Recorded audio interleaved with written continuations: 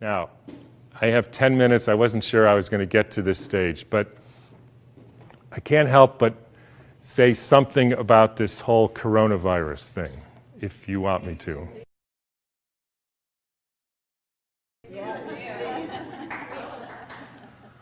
So,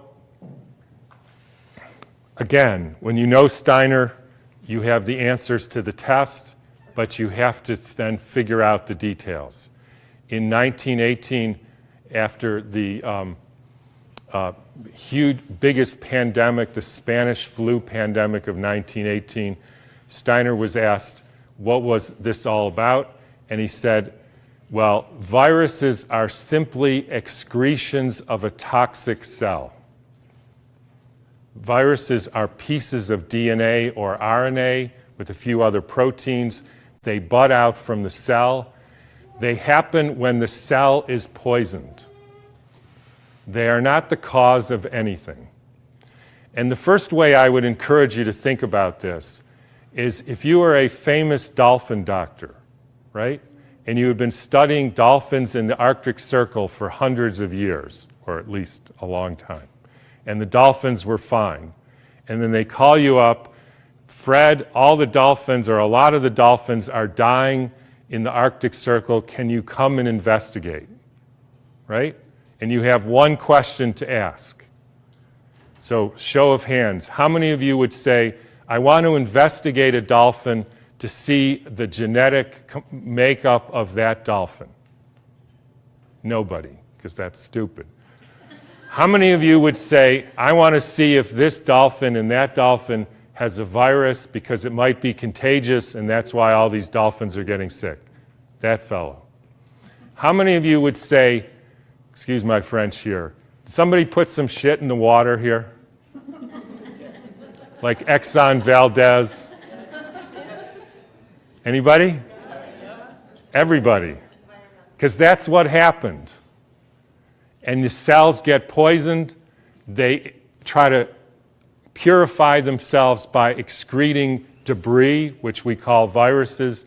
If you go to the current theory of viruses called exosomes, and the latest head of the NIH giving a talk on the complexity of viruses, you will see this is perfectly in line with the current thinking on what a virus really is.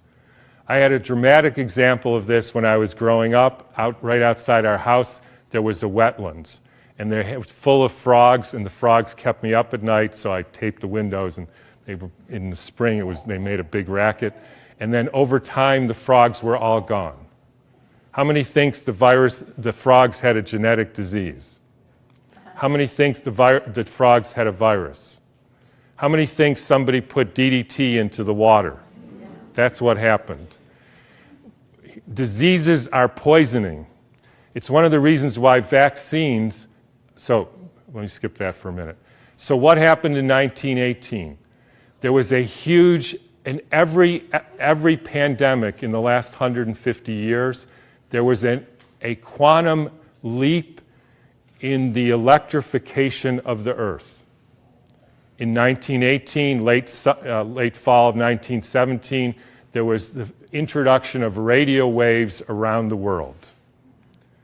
Whenever you expose any biological system to a new electromagnetic field, you poison it, you kill some, and the rest go into a kind of suspended animation so that, interestingly, they live a little bit longer and sicker.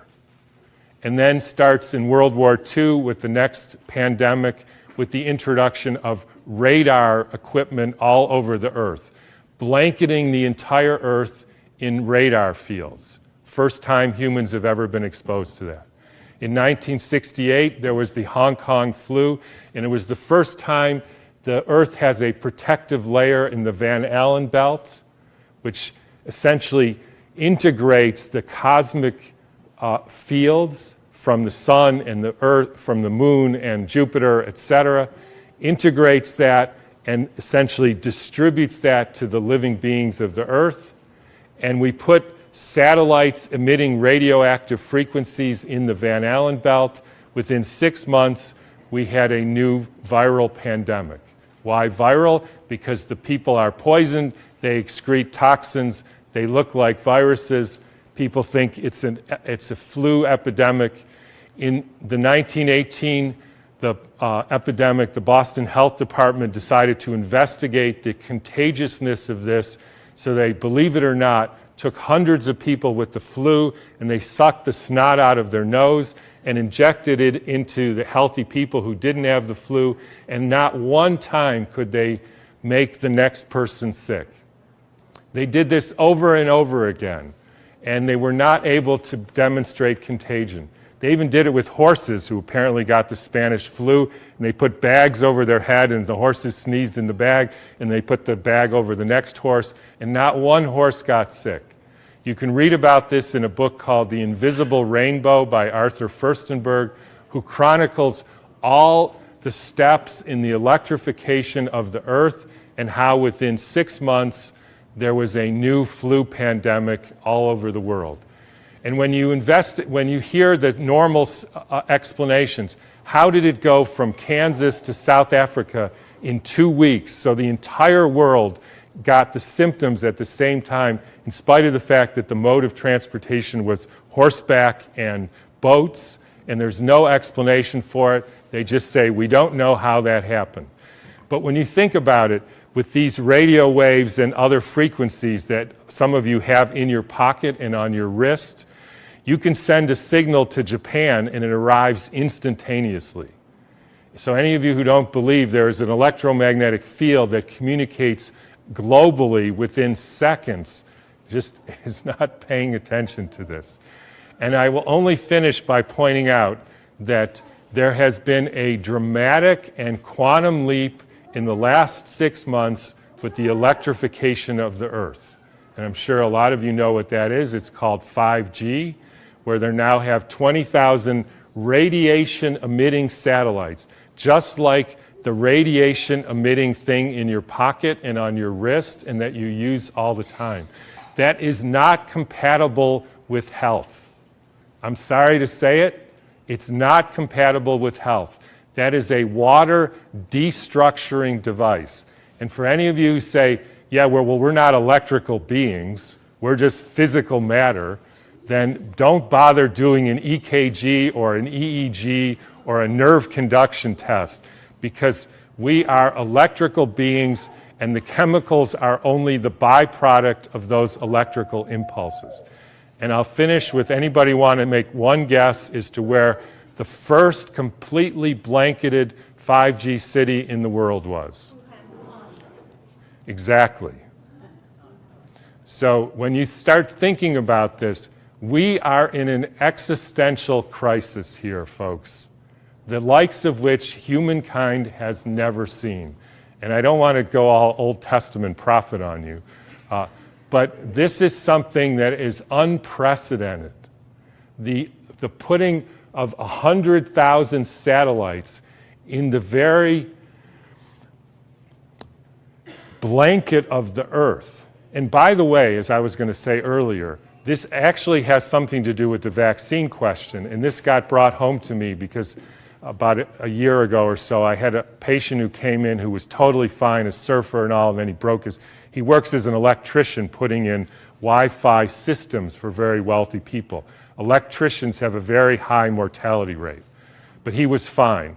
And then he breaks his arm and he gets a metal plate put in his arm. 3 months later, he couldn't get out of bed and was total, heart irregularities, just total collapse. The susceptibility has to do with how much metal you have in your body, as well as the quality of the water in your cells. So if you start injecting aluminum in people, they become receptors for absorbing increased electromagnetic fields, and that is a perfect storm for the kind of deterioration of the species, which is what we're now experiencing. And I'm just going to finish with one more thing, which I like too, is a quote from Rudolf Steiner. And by the way, this was around 1917, so there was a different time. In times when there were no electrical currents, when the air was not swarming with electrical influences. We're talking 1917.